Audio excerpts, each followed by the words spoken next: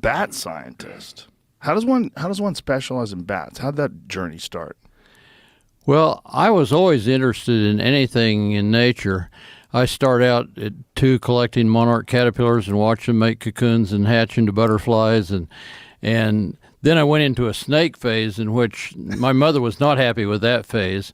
At 5, I was dragging in sometimes snakes 4 or 5 feet long, and they'd get loose in the house. And Oh no. we moved into a new neighborhood one time, and a welcoming committee came over to welcome my mother to the neighborhood. And I had a few days before caught a 7-foot 8-inch coach whip snake that I was really proud of, but it got out. And we couldn't find it in the house. We thought it had gotten out of the house. The group's sitting around welcoming my mother to the neighborhood, and all of a sudden she sees everybody with a look of horror on their faces, and they're heading for the door. And this snake had reared up behind the couch and was looking for all the world like a cobra looking around. And only one of those women would ever even speak to my mother again. That's hilarious. Your crazy son with his snakes. So you are a bat scientist. And Right. The Secret Lives of Bats is one of your books, and the other one is The Bat House Guide. That's the most recent one. There's a lot of bats in Austin, Texas. That's right. Actually, I moved to Austin because there are a lot of bats here, but there wouldn't be probably still a lot of bats if it hadn't been for my moving. When I first began to be interested in conserving bats, Austin was making more negative publicity about bats than any other place probably in the world. There are news headlines from coast to coast saying that hundreds of thousands of rabid bats were invading and attacking the citizens of Austin. And was that nonsense? Absolutely. Why do you think people have this fear of bats? Fear of the unknown. I mean, you're probably not totally unaffected. I mean, I know I am. When I'm much more nervous about taking off in a plane than riding to the airport in a taxi. And yet the taxi is far more dangerous than the plane.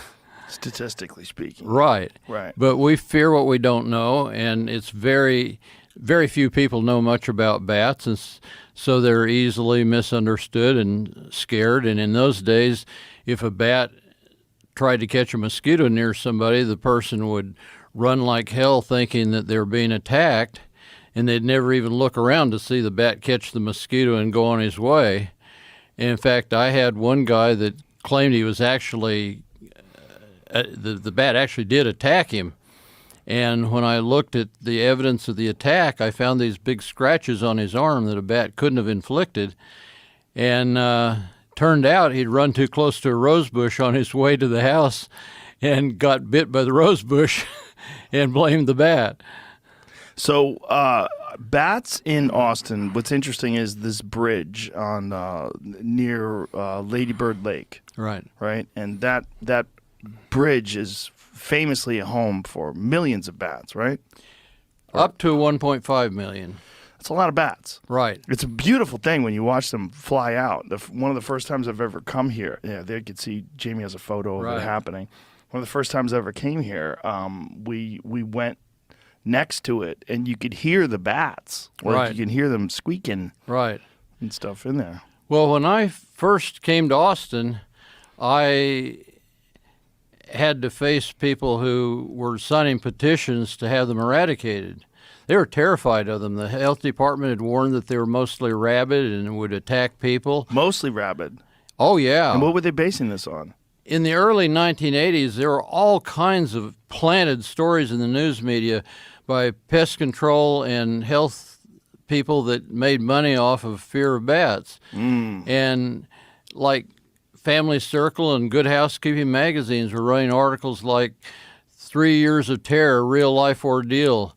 And one of these stories had the family trapped in their home for 3 days and nights with bats attacking the windows and doors trying to get them. And so people were really frightened, genuinely.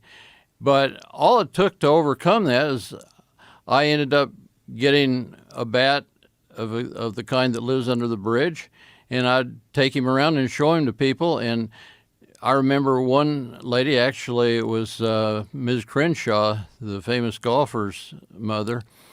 she thought, when she first heard I was conserving bats, she told her friends, she said, what next? Somebody's going to be trying to conserve cockroaches.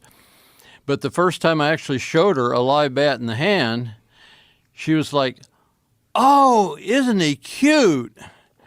A whole different response. And so bats, once people meet them, they're their own best ambassadors. They're gentle animals that almost never bite anything except an insect or fruit, except in self-defense. And all I had to do was come to Austin and point out that this was a treasure not yet recognized. And because of convincing Austin not to eradicate the bats, today they bring millions of tourist dollars every summer to Austin, and they eat tons of crop and yard pests every night. So that's what's important for people to understand, is they actually serve a very important purpose in the ecosystem, right? Yes. A major part of my success in conserving bats has been that I look at it from a standpoint not just that bats or other animals have rights or anything. It's a matter of, like them or not, we need them.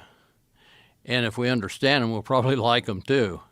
And so this eradication idea that people had, that would have been a disaster, like ecologically. If they did decide to eradicate the bats and they killed all those bats that were under the bridge?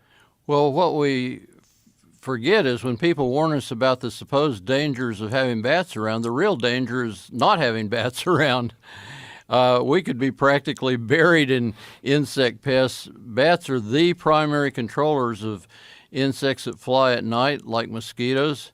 A recent study in Wisconsin showed that bats living in people's bat houses, in their yards, they looked at the droppings of those bats and genetically analyzed to see what they were eating, and they found that those bats living in bat houses were eating 15 species of mosquitoes, 9 of which carried West Nile virus.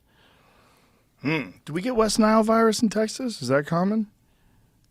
I don't think it's real common. But it's possible? Yeah.